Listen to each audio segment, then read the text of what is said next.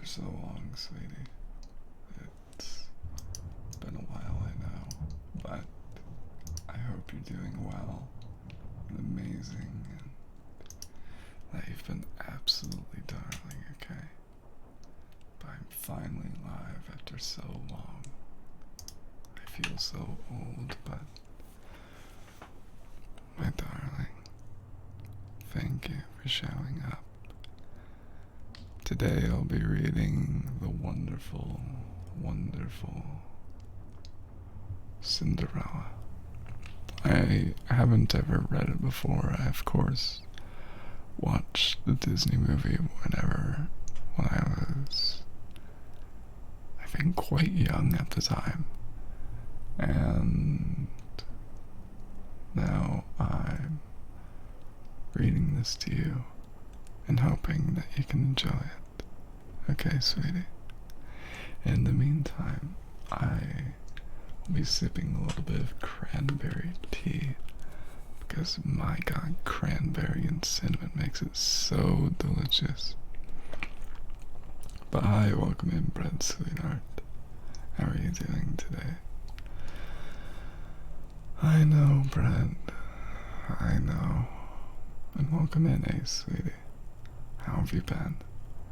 And bread, my little kid, so fluffy and soft, so great to pet. Aren't you just a great, small little kitten? Do you want to jump in my lap, just like Ace, roll up in a ball and fall asleep right there? You can get all the nice head pats and kisses that you deserve.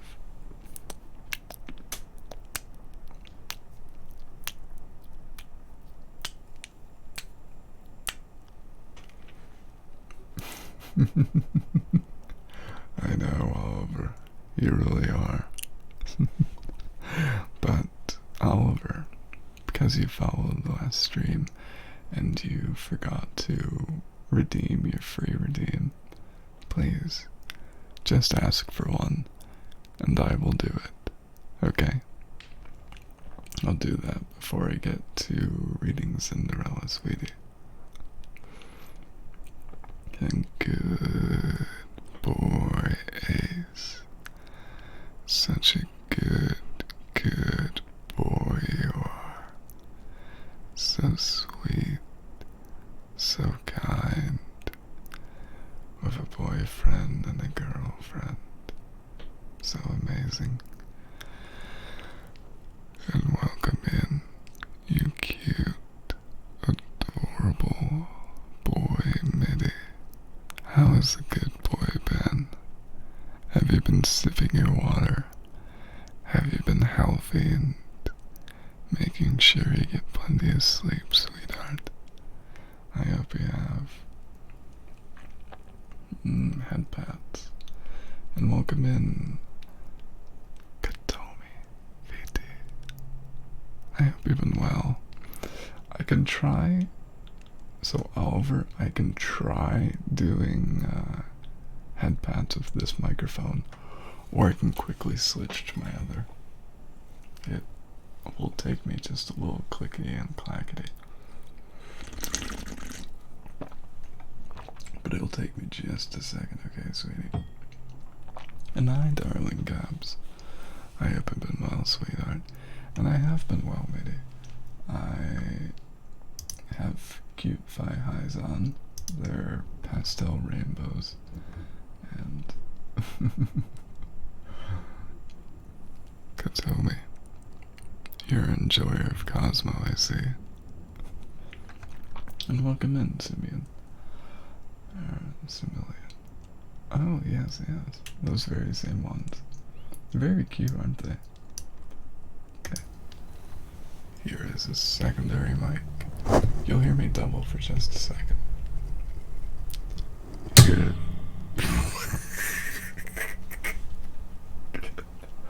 You don't hear anything of any weirdness.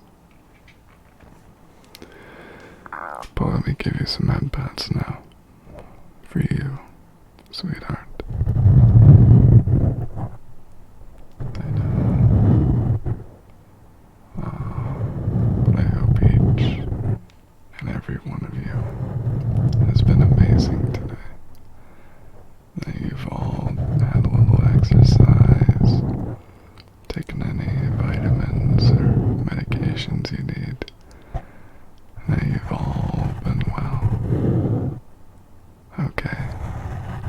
that's all I want from you, my darlings, is for you to be healthy and good.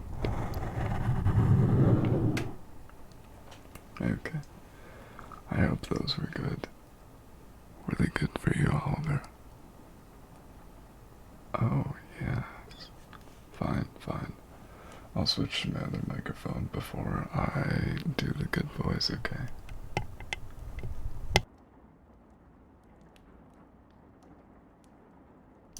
Oh, already, Oliver. That's quite quick of you. But I'll do the good boys and I'll do the purr for Barbie. And because I'm shameless and welcome into law, and because I'm perfectly shameless today, I will purposely pin my Discord link.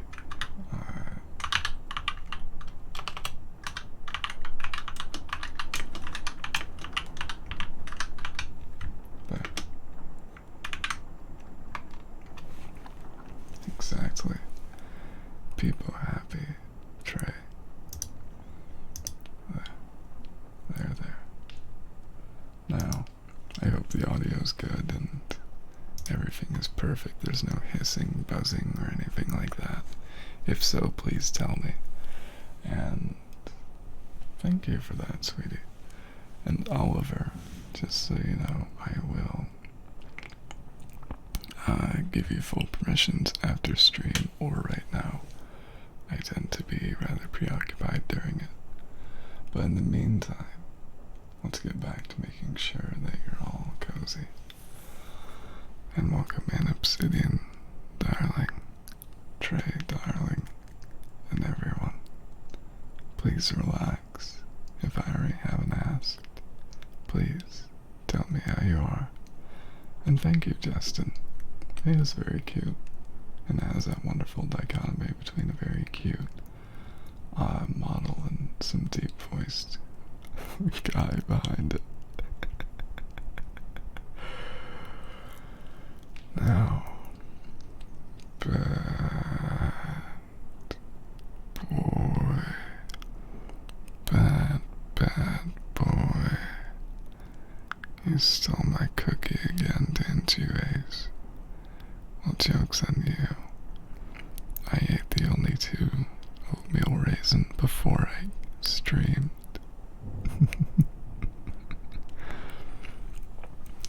But that's perfectly fine, isn't it? And I miss you too, sweet Chris. I hope you've had a great day today. And please ignore any mouse clicks you hear. I'm definitely not adding roles to people. Okay. You hear nothing. You see nothing. Exactly. Always delicious, delicious cookies. And I'll do the puppy for Sidian, and I'll do the purr, and I'll do a praise. Such a good puppy, aren't you, Sidian? And thank you for the follow, Twilight. Please rest and enjoy. In the meantime, you, Sidian, are such a good, sweet pupper, aren't you? So fluffy, so soft, with your adorable eyes. And please, relax. It's all gonna be okay. You can rest here, be safe, and enjoy. You know, I actually have been thinking about that, Ace. In the meantime, please relax, close your eyes. I will serenade you to sleep by doing both redeems and reading Cinderella It's a good story, I think. And a praise for our cute darling Obsidian. Oh, Justin, don't forget. Because, as you know, I moderate pretty much everywhere. I, of course, have this command.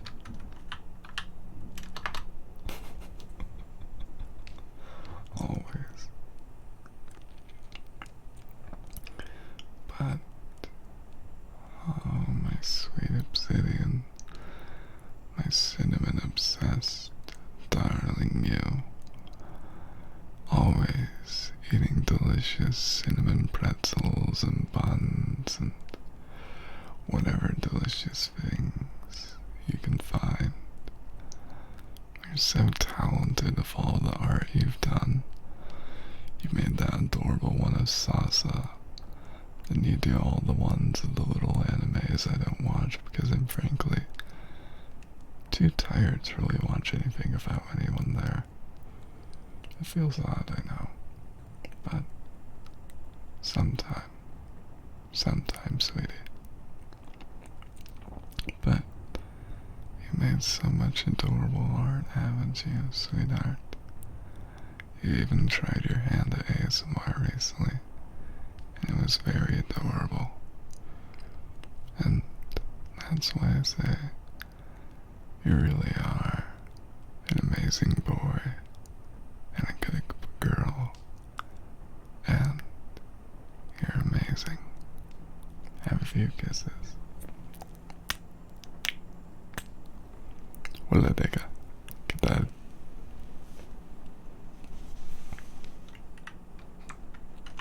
Here. I don't remember if I actually have an exclamation point Deca. I may not. Okay, I didn't set it up. So let's just do the standard shout out for Deca. By everyone. This is our resident, sweetheart Deca. They're absolutely amazing. They do fun game streams. Their just chatting streams are amazing. And their ASMR is cozy. Follow them. They're just amazing, you know. And welcome in, Fauna, sweetheart. How have you been, darling? Now, I'll do the purr, and then I'll get to praising Ace. Okay. Oh, do exclamation point quote. See what you get. See if it's any good. But Ace, aren't you just our adorable cookie thief, stealing all the delicious ones, and coming back after you ate them, all tired and heapy, wanting to lay on my, or rest your head in my lap, close your eyes, and drift a few hours away in a nice, well-needed nap. Isn't that you, sweetheart? Why, it is. And I know you come to all my streams, and you enjoy them all. And for that I say, thank you, darling. Ace, maybe. Let's see if I can get the quotes working.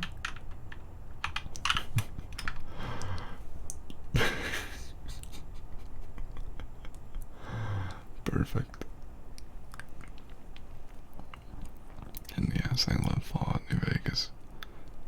In fact, it's the main reason for me wearing skirts and thigh highs. Oh, thank you, sweetheart. It's always good to have you here too, since I've known you for so long. And welcome in, Shard, darling. I hope you drink your water. Is Mr. House a VTuber? I just know them from Fallout New Vegas.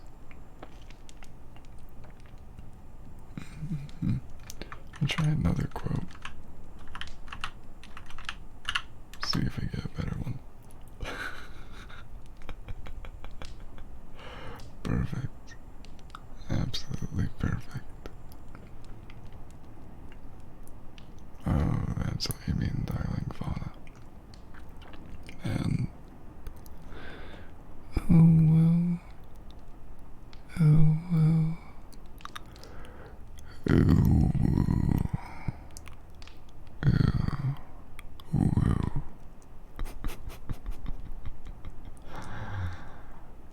Oh, welcome in, Tori. How have you been? No problem, sweetheart, deal. Just enjoy. And now I'll finally get to doing that purr, okay?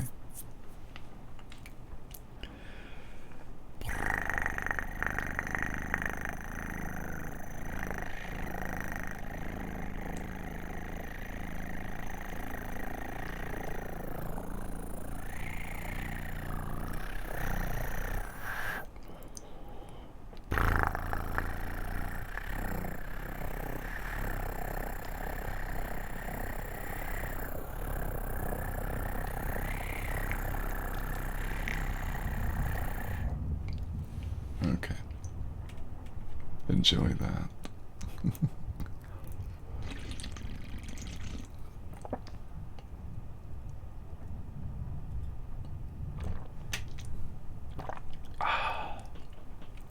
No problem, Barbie.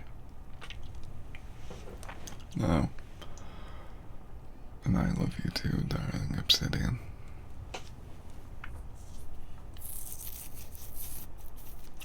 Now, what do you say we finally get to reading Cinderella? Would you all enjoy that? I hope you do. It's been a while since I did a reading stream. Okay, I'll do kisses before it.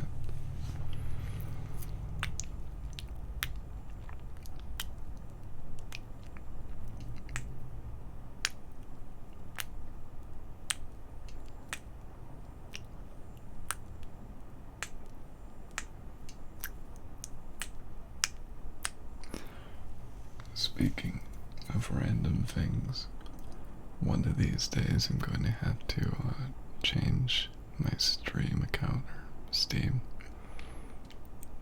account, from my old one to my new one for YouTube Studio, so I can get rid of the little watermark. That's why I have so many things in the corner.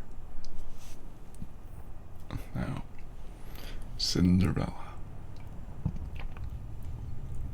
Once there was a gentleman who married for his second wife the proudest and most haughty woman that was ever seen. She had by a former husband 2 daughters of her own humor, who were indeed exactly like her in all things. He had likewise by another wife a young daughter, but of unparalleled goodness and sweetness of temper, which she took from her mother, who was the best creature in the world.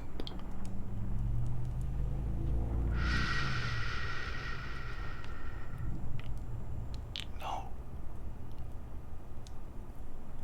I know it's not against TOS, and I had another VTuber yell at me because of that. But let's not focus on it today. We only want the funny jokes, don't we? And what is one of these streams without a little bit of jingness, Justin?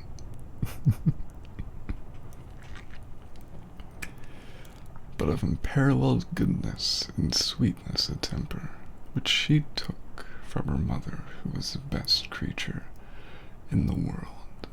No sooner were the ceremonies of the wedding over, but the mother-in-law began to show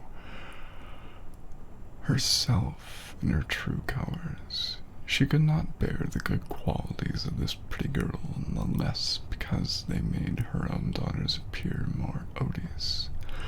She employed her in the meanest work of the house.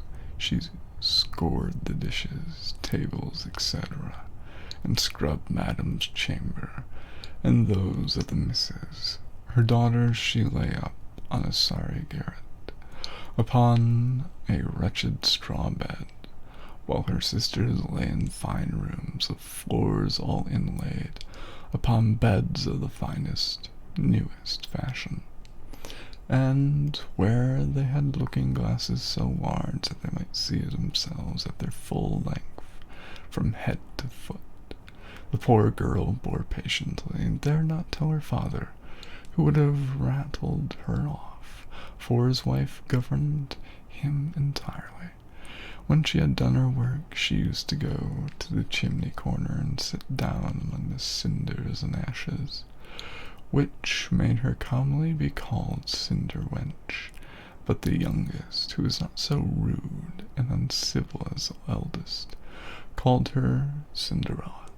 However, Cinderella, notwithstanding her mean apparel, was 100 times handsomer than her sisters, though they were always dressed very richly. It happened that the king's son gave a ball, and invited all persons of fashion to it. Our misses were also invited. Oh, you want kisses, do you, sweetheart? Okay, give me just a moment to finish this paragraph. For they cut a very grand figure among the quality. They were mightily delighted at this invitation, and wonderfully busy in choosing out which gowns, petticoats, and headcloths as might become them. It was a new trouble to Cinderella, for it was she who had ironed her sisters' linen and plaited their ruffles. They talked all day long of nothing but how they should be dressed. For my part, said the eldest, I will wear my red velvet suit with French trimming, and I, said the youngest, shall have my usual petticoat, but then, to make amends for that, I shall put on my gold-flowered manteau, and my diamond stomacher. I don't know if that's how it's pronounced, but 1700s fashion is not something I specialize in, which is far from being the most ordinary in the world. They sent for their best tire-woman they could make up their headdresses and adjust their double pinners, and they had their red blushes and patches from Mademoiselle de la Poche. Cinderella was likewise called up to them to be consulted in all these matters, for she had excellent notions, advised them always for the best, nay, and offered her services to dress their heads, which they were very willing she should do. As she was doing this, they said to her, Cinderella, would you not be glad to go to the ball? Alas, she said, you only jeer me, as not for such as I am willing to go thither, or thither, yes. Thou art in the right, they replied. It would make the people laugh to see a cinder wench at a ball. Alright, welcome in, Jordan. We're reading Cinderella today, so please sit back, relax, and enjoy. In the meantime, as I do some kisses, please tell me how your day's been.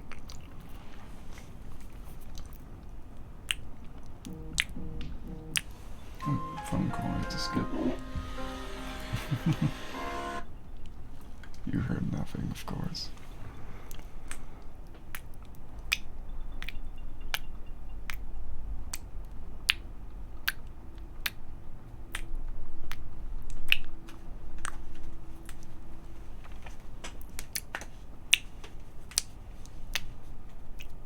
Oh, you just woke up, Jordan. I hope it's all been good for you. Did you dream well? I hope you did.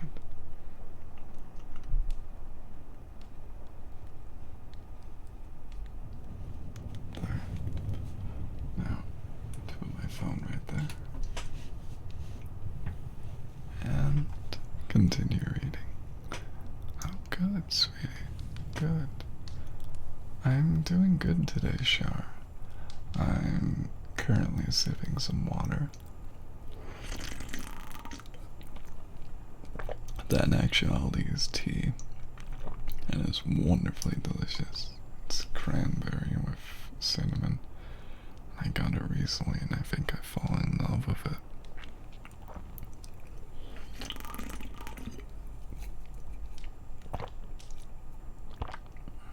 Iced coffee.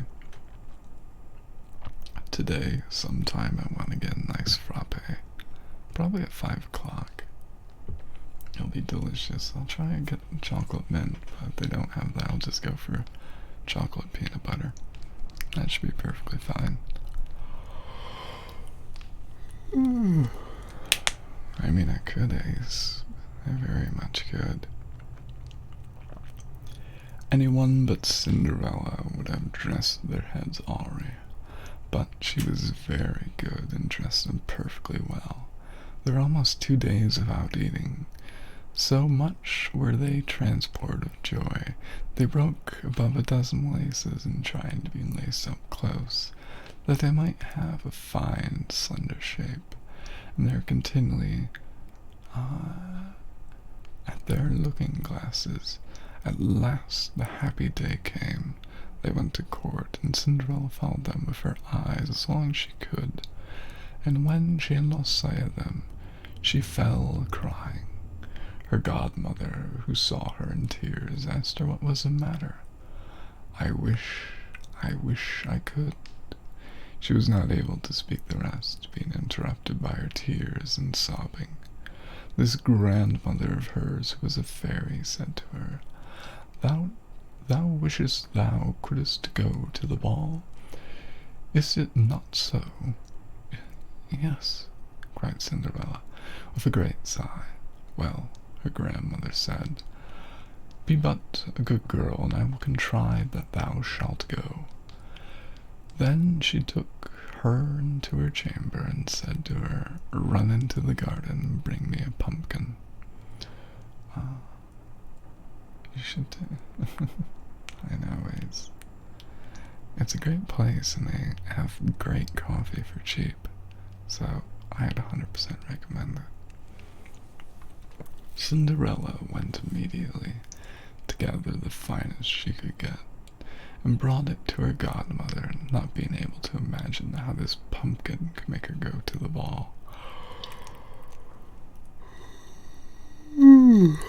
Her godmother scooped out all the inside of it, having left nothing but the rind, which done, she struck it with her wand, and the pumpkin was instantly turned into a fine coach, gilded all over with gold.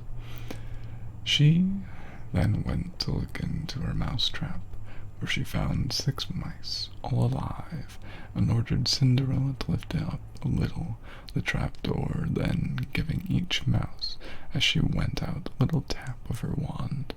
The mouse was that moment turned into a fine horse, which altogether made a very fine set of 6 horses, with a beautiful mouse-colored drapple gray, being at a loss for a coachman. I will go and see, says Cinderella, if there was never a rat in the rat trap. We may make a coachman of him. Thou art in the right, replied her godmother. Go and look. Cinderella brought the trap to her, and in there were 3 huge rats. The fairy made the choice of one of the 3 which had the largest beard, and having touched him with her wand, was made into a fat, jolly coachman, who had the smartest whiskers eyes she had ever beheld. After that, she said to her, Go into the garden, and you will find 6 lizards behind the watering pot. Bring them to me. Wow, Ace. Let me try responding with this.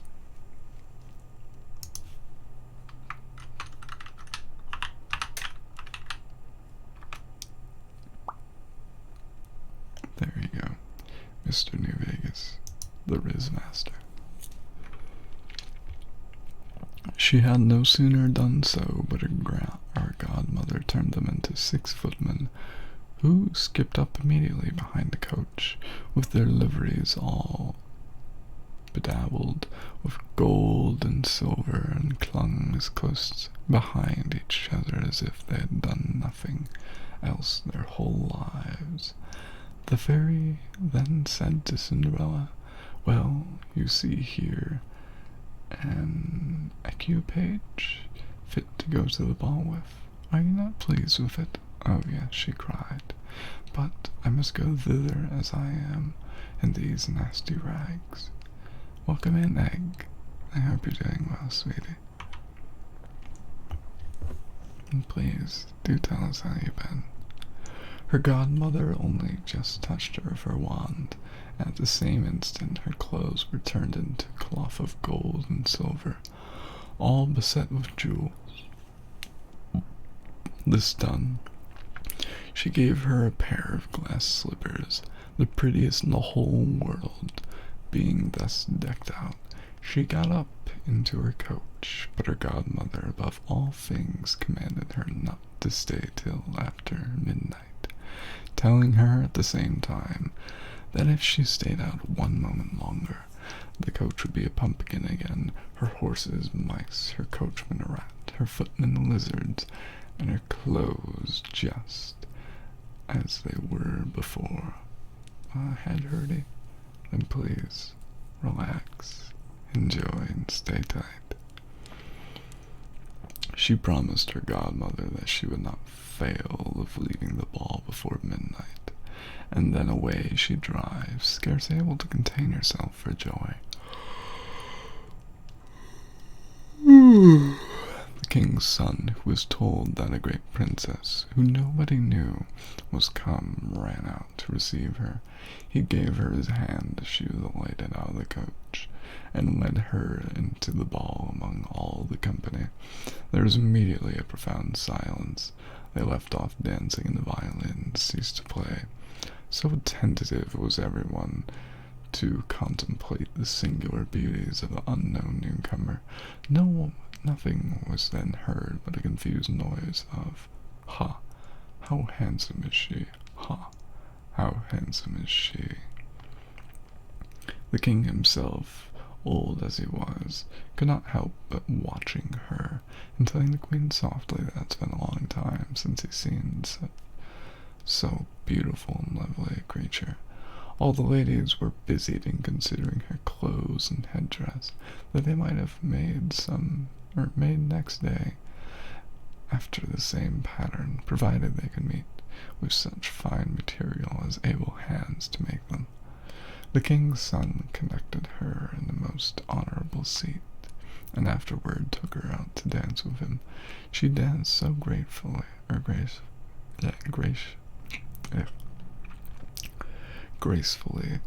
that they all more and more admired her. A fine collation was served up, whereof a young prince ate not a morsel, so intensely he was busied in gazing on her. She went and sat down by her sisters, showing them 1,000 civilities, giving them part of oranges and citrons, which the prince had presented her with, which very much surprised them, for they did not know her. While Cinderella was thus amusing her sisters, she heard the clock strike 11 3/4. Thereupon she immediately made a curtsy to the company, and hasted away as fast as she could. When she got home, she ran to seek out her godmother, and after having thanked her, she said she could not but heartily wish she might go next day to the ball, because the king's son had desired her.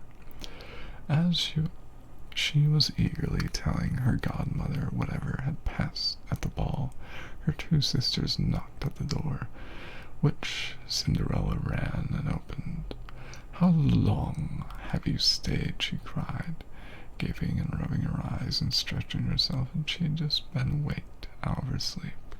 She had not, however, any manner of inclination to sleep, since they had went from home. "If thou hadst been at the ball," said one of the sisters, "thou wouldst not have been tired with it. There came thither the finest princess, the most beautiful ever was seen with mortal eyes. She showed us 1,000 civilities, and gave us oranges and citrons." Cinderella seemed very indifferent in the matter indeed. She asked them the name of the princess, but they told her they did not know, and that the king's son was very uneasy on her account, and would give all the world to know who she was. At this Cinderella smilingly replied, "She must then be very beautiful indeed. How happy you have been! Could not I see her?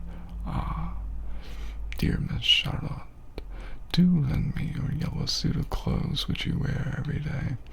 "Ah, to be sure," cried Miss Charlotte. "Lend me my clothes to such a dirty cinder wench as thou art. I should be a fool."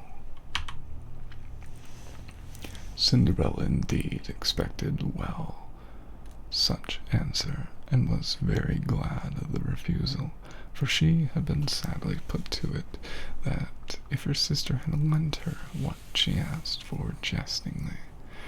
The next day the two sisters were at the ball, and so was Cinderella, but dressed more magnificently than before. The king's son was always by her, and never ceased his compliments and kind speeches to her, to whom all this was far from being tiresome, that she quite forgot what her godmother had recommended to her, so that she at the last counted the clock striking 12, when she took it to be no more than 11. She rose up and fled, as nimble as a deer. The prince followed, but could not overtake her. She left behind one of her glass slippers, which the prince took up most carefully. She got home, but quite out of breath, in her nasty old clothes, having nothing left of all of her finery but one of the little slippers fellow to that she had dropped. The guards at the palace gate were asked.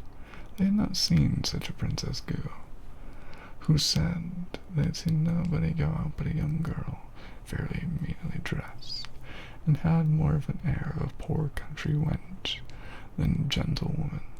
The two sisters returned from the ball. Cinderella asked them, and they had been well diverted, and if the fine lady had been there. They told her yes, but she had hurried away immediately when it struck 12, and with so much haste that she dropped one of her glass slippers, the prettiest in the world, which the king's son had taken up.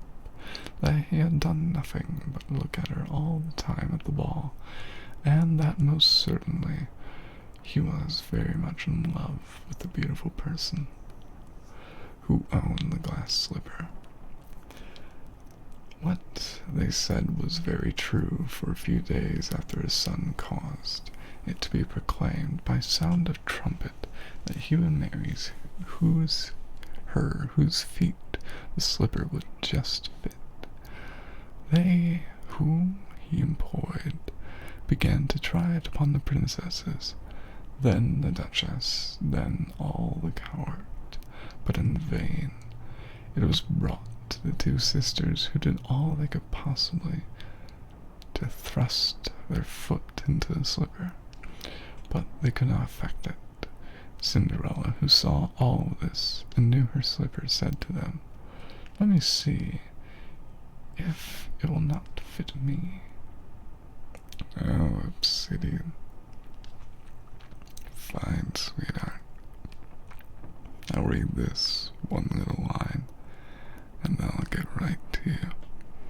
Or, if you want, I can finish the story. It's only about 5 paragraphs more."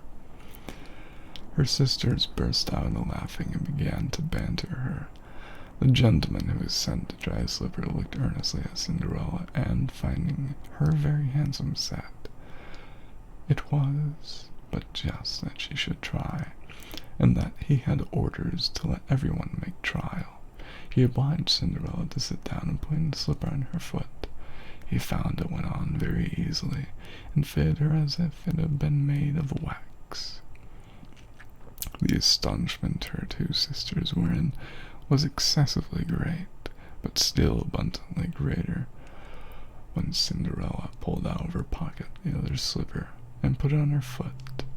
Thereupon in came her godmother, who, having touched her with her wand Cinderella's clothes, made them richer and more magnificent than any of those she had ever had before. And now her two sisters found her to be that fine, beautiful lady who they had seen at the ball. They threw themselves at her feet and began to pardon for all the ill treatment they had made her undergo. Cinderella took them up, and, as she embraced them, cried,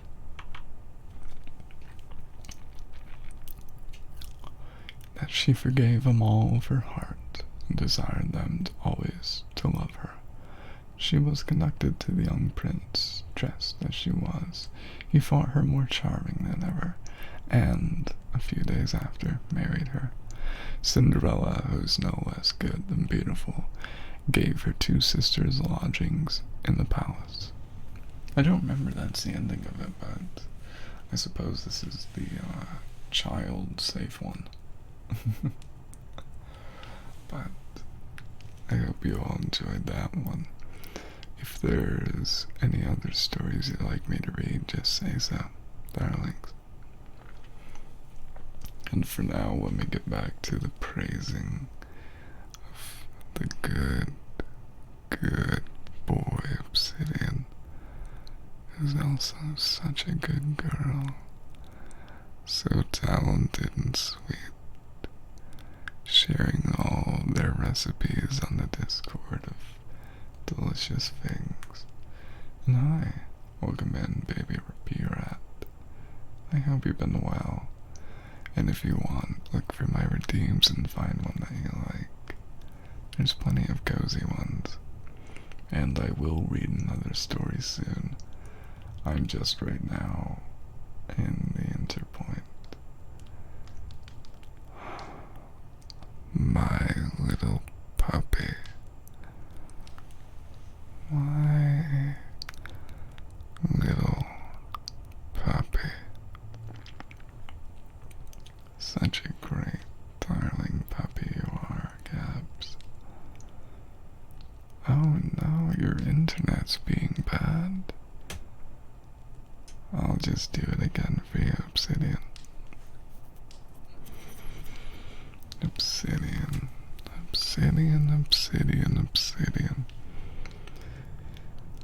Such a darling, talented, adorable sweetheart you are. Sure, you're a little self-conscious about your art. That's okay. We all are self-conscious about the things we do. But it's just so sweet to have you here. I mean, look at all the sweet things you do. You go into the server and you chat with people. You be sweet and kind. And now, you just share recipes and being all sweet. You're just so amazing, Obsidian. Oh, my.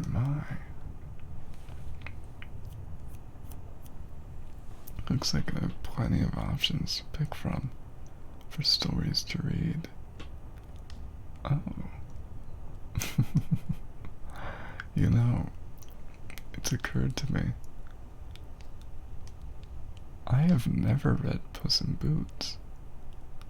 Would you like me to read Puss in Boots, sweeties? Or would you like me to try reading something else? I do have a lot of stories to read from. The Adventures of Aladdin by Brothers Grimm. Ooh, that's a long one. Okay, Puss in Boots it is. Let me just go select it. For anyone who ever wants to read a bunch of books for either themselves or, say, a kid or whatever it may be, I'll post a link to the site in just a moment. This is the link. It has a bunch of wonderful stories. I know. Puss and boots. Definitely no innuendos to be found there. But thank you for the follow, baby bee rat. If you want any redeems to be done, you have yourself a free one. So feel free to look, find one you like, and just ask. No need to actually click redeem on it, sweetie. And thank you for the follow, Neko Star Cafe. And if you didn't hear, feel free to find a redeem you like, and just select it, okay? And yes, baby rat, take your time. I know, Neko. Welcome in, Neko.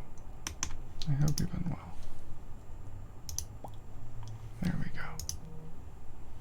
Oh, got a little notification on my phone. I'll ignore it for now. Yes. What is it, Neko? Is there something you want? If so, just ask. I'll wait for you to pick the redeem you want, and I will look at Puss and Boots. Oh, and what's that, sweetie?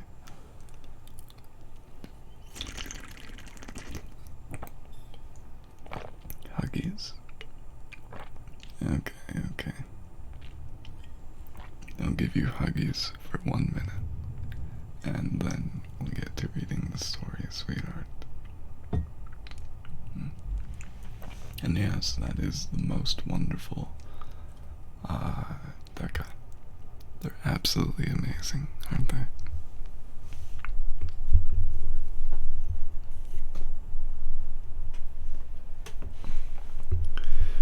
Okay, come here, sweetheart. Come put your head right here. I'll put you close, and you can rest your head on my chest. I'll wrap you in a nice warm blanket.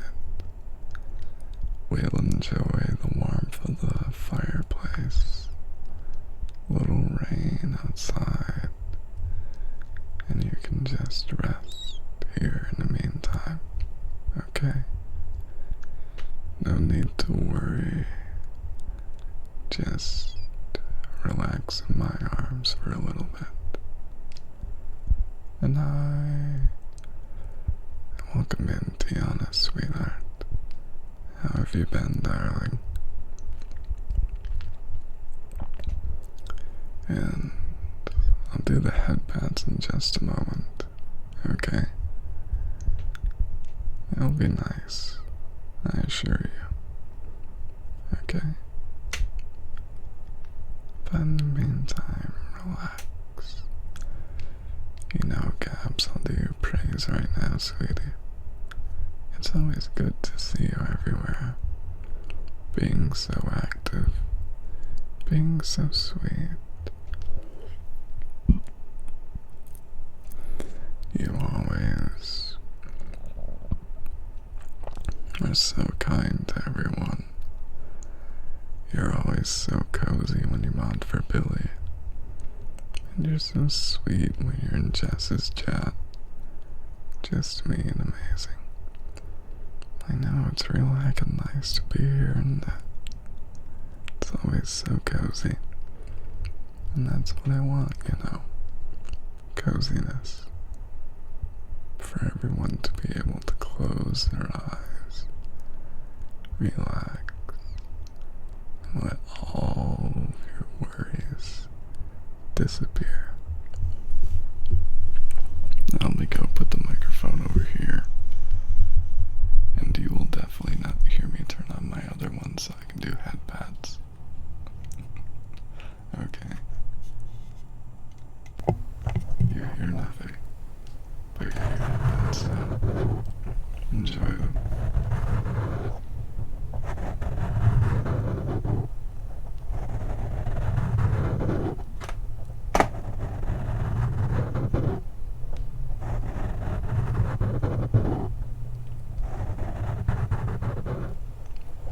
Enjoy your headpats.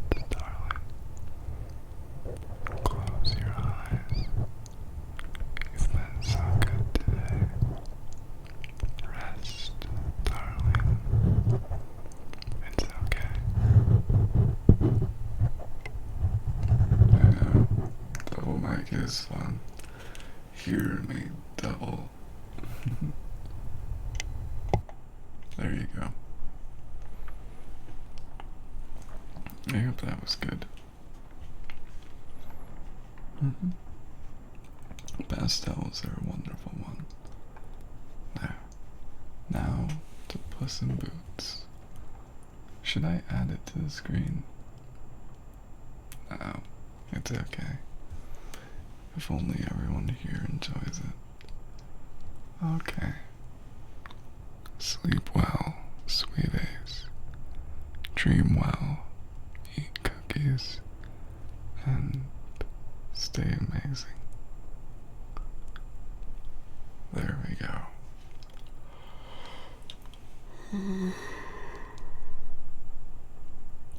Puss in Boots by Charles Perrault. There was a miller who left no more estate to the 3 sons he had had than his mill, his ass, and his cat. The partition was soon made. Neither the scrivener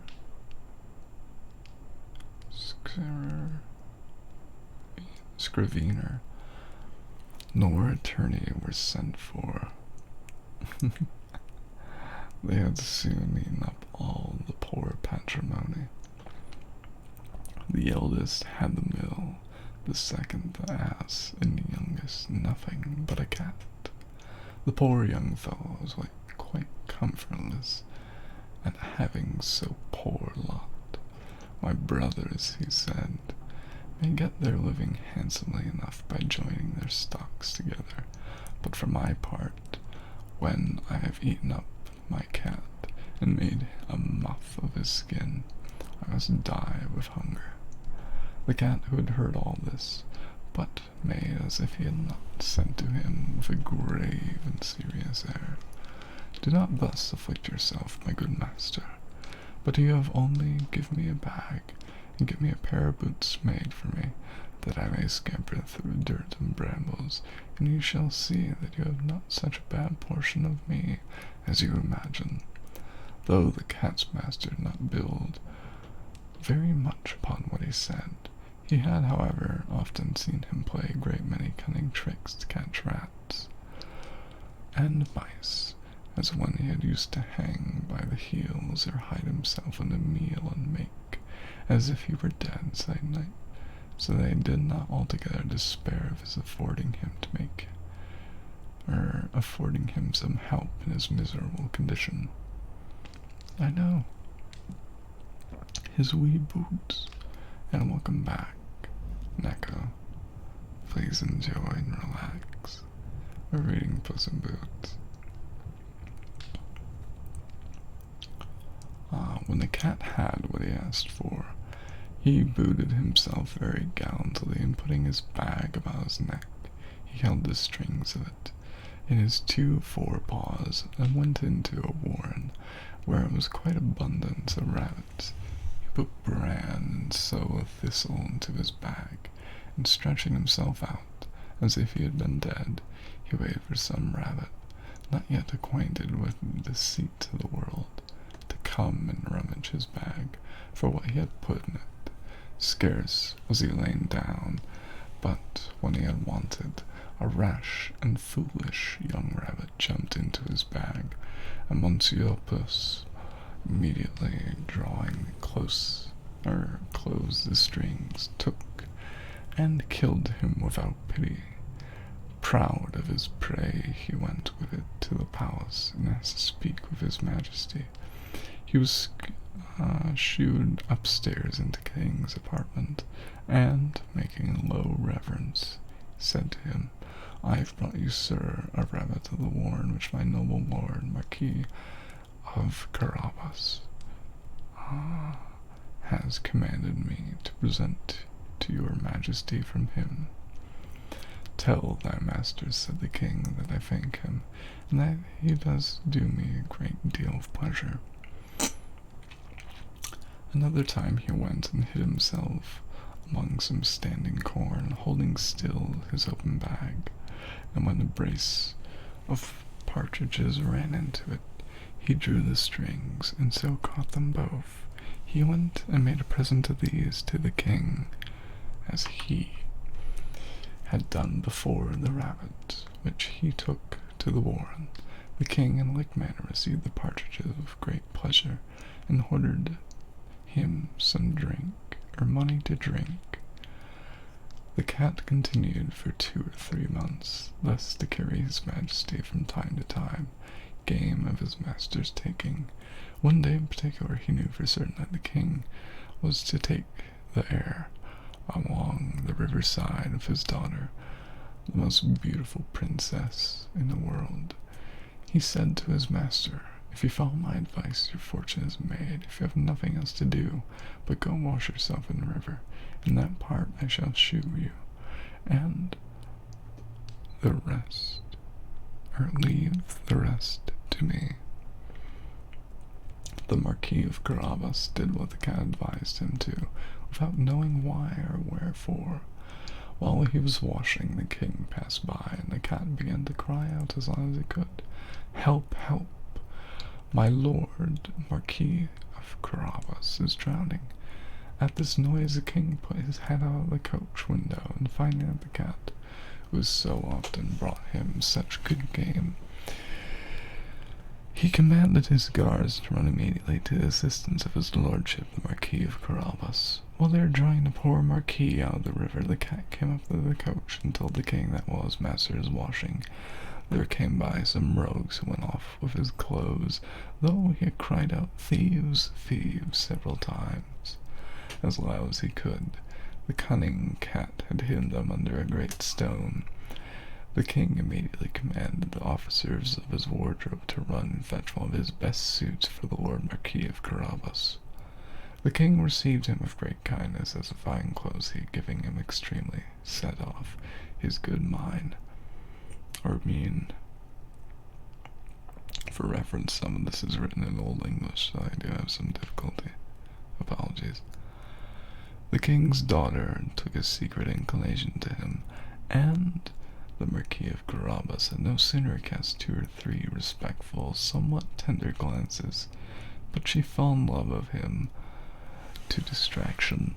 The king, who needs have him to come to his coach and take part of the airing. The cat, quite overjoyed to see his project begin to succeed, marched on before, and meeting with some countrymen who were mowing a meadow, said to them, "Good people, you who are moaning, if you do not tell the king that the meadow you mow belongs to Lord Marquis of Carabas, you will be chopped as small mincemeat."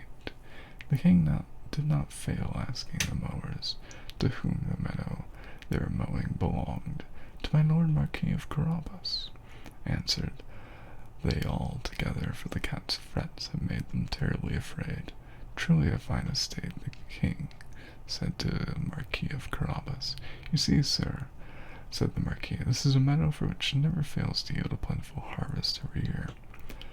The master cat, who still went on before, met some reapers and said to them, "Good people, who are you reaping? If you do not tell the king that this corn belongs to the Marquis of Carabas, you shall be chopped as small as mincemeat."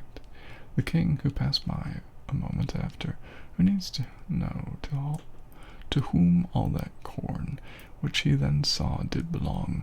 "To my Lord Marquis of Carabas," replied the reapers, and the king again congratulated the Marquis.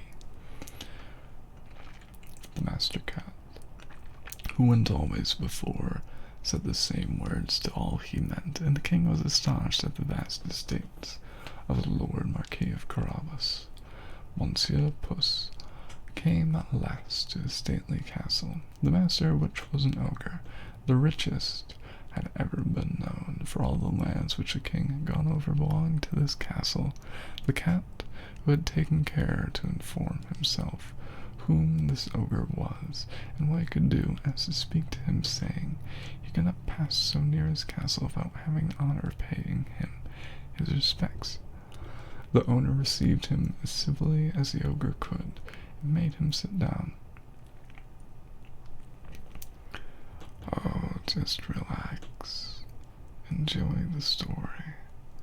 Close your eyes and think about nothing too important other than good, cozy stories. Yes, and that's darling Obsidian. I have been assured, said the cat, that you have a gift of being able to change yourself into all sorts of creatures you have a mind to. You can, for example, transform yourself into a lion or elephant and the like. This is true, answered the ogre very briskly, and to convince you, you shall now see me as a lion. Puss was so sadly terrified to sight of a lion near him that he immediately got into the gutter, not without abundance of trouble and anger, because his boots, which were ill-suited for walking up the tiles. A little while after, when Puss saw that the ogre had resumed his natural form, he came down, and owed him that he had been very much frightened. I have been, moreover, informed, said the cat, but I do not know how to believe it, that you have the power to take on the shape of the smallest of animals, for example, to change yourself into a rat or mouse. But I must own to you, I take this to be impossible. Impossible, cried the ogre. You shall see that presently. And at the same time changed into a mouse, and thus began to run about the floor. Puss no sooner perceived this, but he fell upon him and ate him up. Meanwhile the king, who saw, as he passed his fine castle of the ogres, had a mind to go into it. Puss, who had heard the noise of his majesty's coach running over the drawbridge, ran out and said to the king, "Your majesty is welcome to the castle of my lord Marquis of Carabas." "What, my lord Marquis? And does this castle belong to you?" "There can be nothing finer than this court and all the stately buildings which surround it. Let us go into it, if you please." The Marquis gave his hand to the princess and followed the king, who went up first. They passed into the spacious hall, which they found a magnificent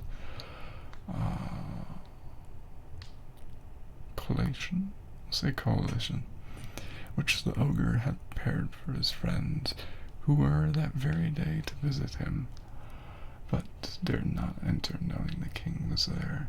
His majesty was perfectly charmed with the good qualities of my lord Marquis of Carabas, who was his daughter, who was fallen violently in love with him, and seeing the vast estate possessed, said to him, after having drank 5 or 6 glasses, "It will be owing to yourself only, my lord Marquis, if you are not my son-in-law." The Marquis, making several low bows, accepted the honor which his majesty conferred upon him, and forthwith, that very same day, married the princess. My, so quick. The Marquis, if I read that, Puss became a great lord, and never ran after mice any more, but only for this, I'm getting tired from reading, apologies, but only for his diversion, the moral. How advantageous it may be, by long descent of pedigree, to enjoy a great estate, yet knowledge how to act, we see, joined with consummate industry. Nor wonder ye thereat, doth often prove a greater boon, as should be to young people known.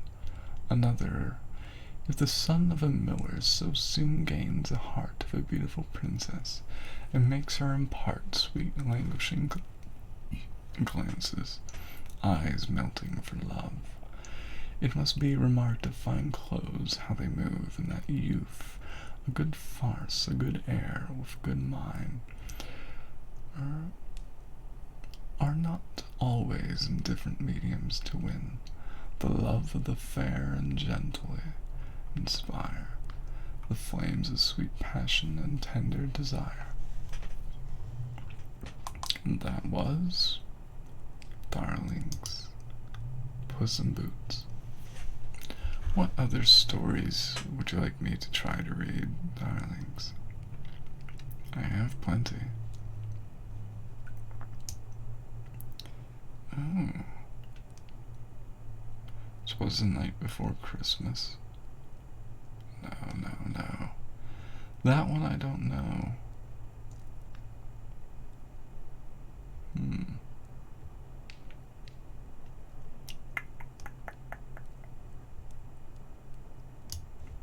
I could try this one. How long is this? Not too long. Okay, darlings. Okay. Shall I read to you The Adventures of Aladdin? Or how about I ask you? We'll do...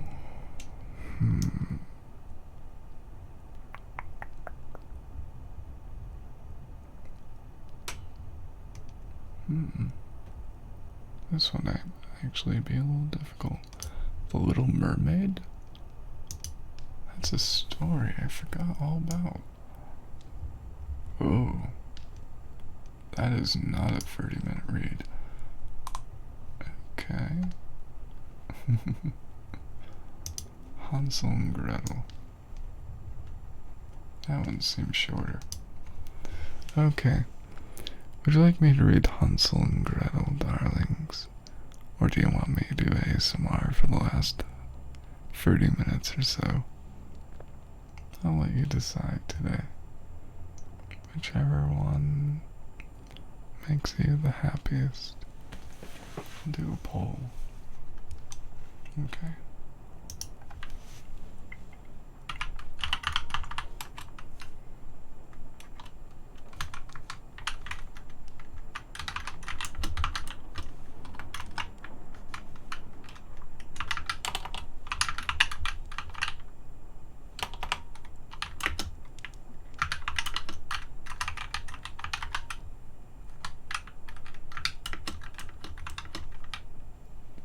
There we go. Yeah. Okay. I'll put it up to poll. And in the meantime, you can just vote on that. Close your eyes.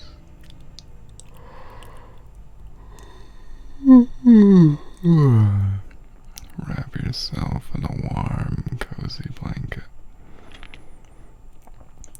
Get ready to be serenaded, to rest, to be all cozy and sleepy.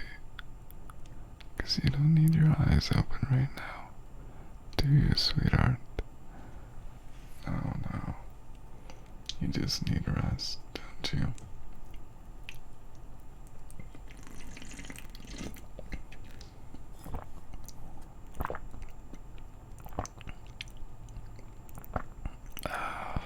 Because all you need is just rest. To rest that pretty head. To listen to me read you stories.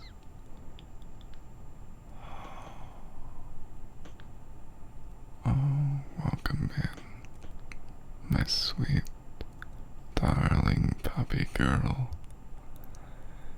Did you promise to relax today?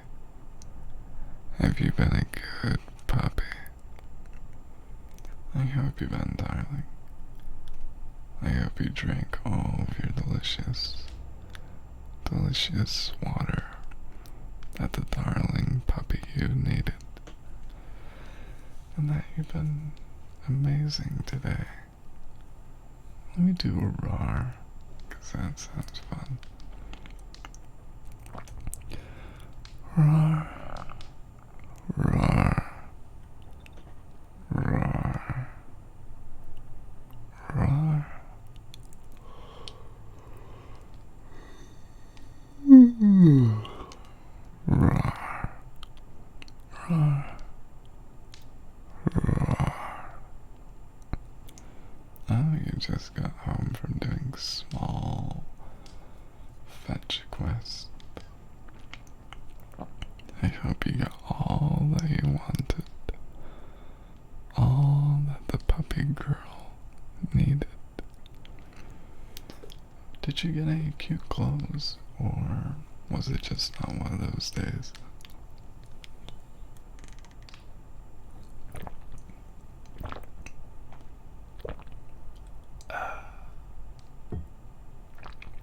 Oh, you want scissors, Gabs?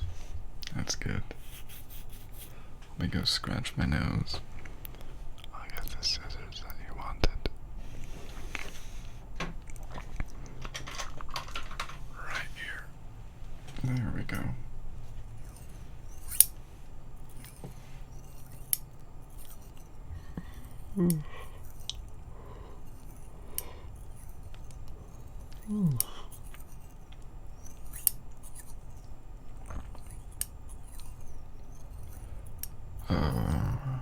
Stuff for your PC setup. Oh, how's that going, sweetheart? I hope it's all well.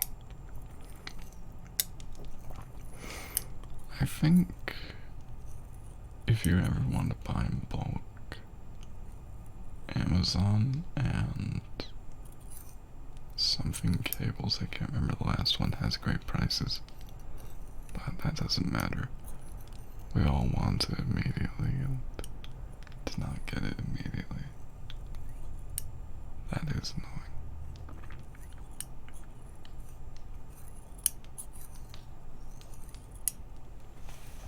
There. I hope the scissors were good, sweetheart. Let me go check on the poll, see what was voted. Okay, everyone wants Hansel and Gretel. We'll do Hansel and Gretel, why don't we? Sorry about that. Oh, welcome in, Brie. I'm going to be reading some more Hansel and Gretel. In the meantime, please relax. Remember to stay cute. And stay awesome, okay? And please, share with us how your day been.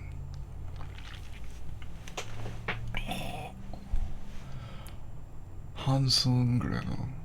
Hard by a great forest dwelt a poor woodcutter with his wife and 2 children, the boy who was called Hansel and the girl who was called Gretel.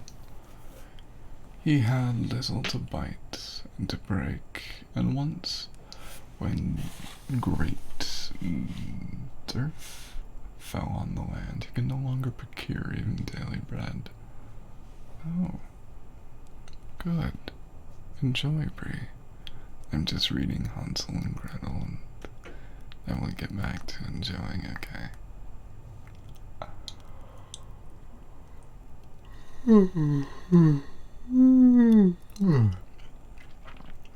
Now, when he thought over this by night in his bed, and tossed about in his anxiety, he groaned and said to his wife, "What is to become of us? How are we to feed our poor children when we no longer have anything to feed even ourselves?" "I'll tell you what, husband," answered the woman. "Early tomorrow morning we will take our children into the forest to where it is the thickest, and we will light a fire for them and give them each one more piece of bread." This is turning out to be morbid, and then we will go to our work and leave them alone. They will not find their way home again, and we shall be rid of them. "No, wife," said the man, "I will not do that. How can we bear to leave my children alone in the forest? Wild animals would soon come and tear them to pieces." "Oh, you fool. Then we must all die of hunger. You may as well plane the planks for our coffins. And she left him no peace until he consented. But I feel very sorry for the poor children all the same, said the man. The two children, who had also not been able to sleep for hunger, and had heard what their stepmother had said to their father. Gretel wept bitter tears, and said to Hansel, "Now is all over with us." "Be quiet, Gretel," said Hansel. "Do not distress yourself. I will find a way to help us." And when the old folks had fallen asleep, he got up, put on his little coat, and opened the door below and crept outside. The moon shone brightly, and the white pebbles which lay in front of the house glittered like real silver pennies. Hansel stooped and stuffed a little pocket in his coat with all as many as he could get. Then he went back and said to Gretel, "Be comforted, dear little sister, and sleep in peace. God will not forsake us." And he lay down again in his bed. When day dawned, before the sun had risen, the woman came and awoke the two children, saying, "Get up, you sluggards, we're going to the forest to fetch wood." She gave each a little piece of bread and said, "There is something for your dinner, but do not eat out before then, or you will get nothing else." Gretel took the bread under her apron, as Hansel had pebbles in his pocket, and they then all set out together on the way to the forest. When they had walked a short time, Hansel stood still and peeped back at the house, and so did again and again. His father said, "Hansel, what are you looking at there and staying behind for? Pay attention, do not forget how to use your legs." My. "Ah, father," said Hansel, "I'm looking at my little white cat, which is sitting on the roof, and wants to say goodbye to him." The wife said, "Fool, that is not your little cat, that is the morning sun which is shining on the chimneys." Hansel, however, had been not looking back at the cat, but had been constantly throwing one of the white little petals out of his pocket on the road. When they had reached the middle of the forest, the father said, "Now, children, pile up some wood, and I will light a fire, that you may not be cold." Hansel and Gretel gathered brushwood together as high as a little hill, and brushwood was lighted, and when the flames were burning very high, the woman said, "Now, children, lay yourselves down by the fire and rest. We will go into the forest and cut some wood. When we have done, we will come back and fetch you." Hansel and Gretel sat by the fire, and when noon came, they each ate a little piece of bread, and as they had heard the strokes of the wood axe, they believed their father was near. It was not the axe, however, but a branch which he had fastened to the withered tree, which the wind was blowing backwards and forwards. And as they had been sitting for such a long time, their eyes closed with fatigue, and they fell fast asleep. When they awoke, it was already dark night. Gretel began to cry and said, "How are we to get out of the forest now?" But Hansel comforted her and said, "Just wait a little until the moon has risen, and we will soon find a way." And when the full moon had risen, Hansel took his little sister by the hand and followed the pebbles which shone like newly coined silver pieces, and showed them the way. They walked the whole night long, and by break of day they came once more to their father's house. And when they knocked at the door, the woman opened and saw that it was Hansel and Gretel. "You naughty children, why have you slept so long in the forest? We thought you were never coming back at all." Their father, however, rejoiced, for it had cut him to the heart to leave them behind alone. Not long afterwards there was once more a great dearth throughout the land, and the children heard their mother saying all night to their father, "Everything is eaten again. We have 1/2 loaf left, and that is the end. The children must go or make them farther into the wood, so that they will not find their way out again." There is no other means of saving ourselves. The man's heart was heavy, and he thought, it would be better for you to share the last mouthful of your children. The 8-ball? Is there a command I don't know about? Or are we talking about UwU stuff? Nothing happened, sweet Murky. Why is nothing happening, sweetie? But welcome in, sweet Murky. That's it. Okay. But, sweet Murky, how have you been today? I hope you've been well. Currently, I'm just reading a nice little story. I may have disabled it in stream elements, but that's okay. You're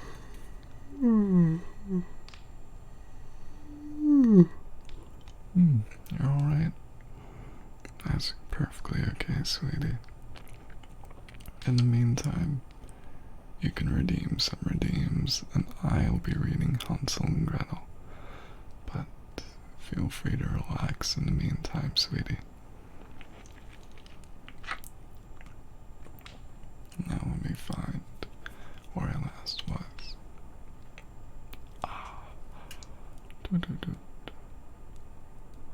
The woman, however, would listen to nothing that he had to say, but scolded and reproached him. He who says A must say B likewise, and as he had yielded the first time, he had to do so a second time. The children, however, were still awake and had heard the conversation. When the old folks were asleep, Hansel again got up and got out and picked up the pebbles he had done before, but the woman had locked the door, and Hansel could not get out. Nonetheless, he comforted his sister and said, "Do not cry, Gretel. Go to sleep quietly. The good God will help us." Early in the morning came the woman and took the children out of their beds. Their piece of bread was given to them, but it was still smaller than the time before. On the way into the forest, Hansel crumbled into his pocket, and often stood still and threw a morsel on the ground. "Hansel, why do you stop and look around?" said the father. "Go on." "I'm looking back at my little pigeon which is sitting on the roof and wants to say goodbye to me," answered Hansel. "Fool," said the woman, "this is not your little pigeon, that is a morning sun that is shining on the chimney." Hansel, however, little by little threw all the crumbs on the path. The woman led the children still deeper into the forest where they had never in their lives been before.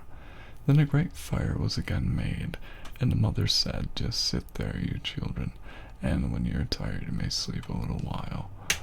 We are going to the forest to cut wood, and in the evening when we are done we will come and fetch you." Then a great fire was again made, and the mother said, "Just sit there, you children." Oh, I reread that, sorry. When it was noon, Gretel shared her piece of bread with Hansel, who had scattered his by the way. Then they fell asleep, and evening passed, but no one came to the poor children. They did not awake until it was dark night. Hansel comforted his little sister and said, "Just wait, Gretel, until the moon rises. Then we shall see the crumbs of bread which I have strewn about. They will show us our way home again." When the moon came, they set out, but they found no crumbs, for the many thousands of birds which fly about in the woods and fields had picked them all up. Hansel said to Gretel, "We shall soon find the way," but they did not find it. They walked the whole night, and the next day too, from morning till evening. They did not get out of the forest, and they were very hungry, for they had nothing to eat but 2 or 3 berries, which grew on the ground, and as they were so weary that their legs would not carry them no longer, they lay down beneath a tree and fell asleep. It was now 3 mornings since they had left their father's house. They began to walk again, but they always came deeper into the forest, and if help did not come soon, they must die of hunger and weariness. Ah, welcome back, sweet Ace. I'm reading Hansel and Gretel now, but please, in the meantime, relax. When it was midday, they saw a beautiful snow-white bird sitting on a burrow, which sang so delightfully that they stood still and listened to it. And when its song was over, it spread its wings and flew away before them. They followed it until they reached the little house on the roof, which was lighted.